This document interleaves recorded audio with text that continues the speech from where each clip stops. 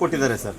ನನ್ನನ್ನು ಪದೇ ಪದೇ ಲೊಕೇಶನ್ ಟ್ರ್ಯಾಕ್ ಮಾಡುವಂಥದ್ದು, ಮೊಬೈಲ್ ಟ್ರ್ಯಾಕ್ ಮಾಡೋದು ಮಾಡ್ತಿದ್ರೆ ಪೊಲೀಸರೇ ಮಾಡ್ತಾ ಇರೋಂಗೆ ಕಾಣಿಸ್ತಾ ಇದೆ ಅನ್ನುವಂಥ ದೂರನ್ನು ಕೊಟ್ಟಿದೆ ಸರ್ ಎಸ್ ಪಿಗೆ.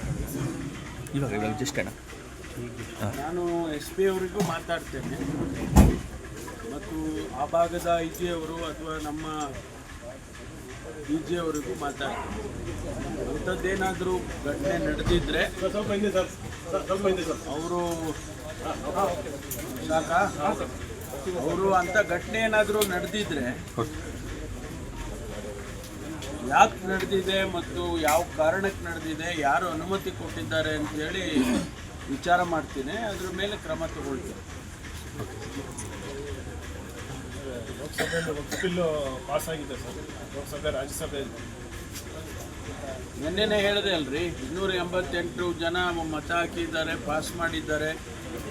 ಇದು ರಾಜಕೀಯ ಕಾರಣಕ್ಕಾಗಿ ಆಗಿದೆಯೇ ವಿನಃ not in the national interest ಅಂತ ನಿನ್ನೆನೇ ರಿಯಾಕ್ಷನ್ ಕೊಟ್ಟಪ್ಪ. ಅದನ್ನೇ ರಿಪೀಟ್ ಮಾಡ್ತೀನಿ. ತಮಿಳ್ನಾಡು ಸಿಎಂ ಸುಪ್ರೀಂ ಕೋರ್ಟ್ ಹೋಗ್ತಾರೆ ಸರ್. ಯಾರು? ತಮಿಳ್ನಾಡು ಸಿಎಂ. ಯಾವ ವಿಷಯದಲ್ಲಿ? ಬಿಲ್ ಮೇಲೆ ಅದು ಅವರ ವಿವೇಚನೆಗೆ ಬಿಟ್ಟಿರ್ತಾರೆ ಸರ್. ಅಲ್ಲಿ ಬಿಜೆಪಿಯವರು ಮಲ್ಲಿಕಾರ್ಜುನ್ ಖರ್ಗೆ ಅವರ ಹೆಸರು ಕೂಡ ಪ್ರಸ್ತಾಪ ಮಾಡಿದ್ದಾರೆ. ಅವರು ವಕ್ಫಾಸ್ತಿಯನ್ನು ಕಬಳಿಕೆ ಮಾಡಿದ್ದಾರೆ. ಅದಕ್ಕೆ ಉತ್ತರನೂ ಕೊಟ್ಟಿದ್ದಾರಲ್ಲ. ಸನ್ಮಾನ್ಯ ನಮ್ಮ ಅಖಿಲ ಭಾರತ ಕಾಂಗ್ರೆಸ್ ಪಕ್ಷದ ಅಧ್ಯಕ್ಷರಾದ ಮಲ್ಲಿಕಾರ್ಜುನ್ ಖರ್ಗೆ ಅವರು ಸದನದಲ್ಲಿ ಉತ್ತರ ಕೊಟ್ಟಿದ್ದಾರೆ. ಒಂದು ವೇಳೆ ಆ ರೀತಿ ನಾನು ಯಾವುದಾದ್ರೂ ಆಸ್ತಿಯನ್ನು ಕಬಳಿಕೆ ಮಾಡಿದರೆ ನಾನು ರಾಜಕೀಯ ಅಂತ ಹೇಳಿ ಕೂಡ ಹೇಳಿದ್ದಾರೆ. Sir BJP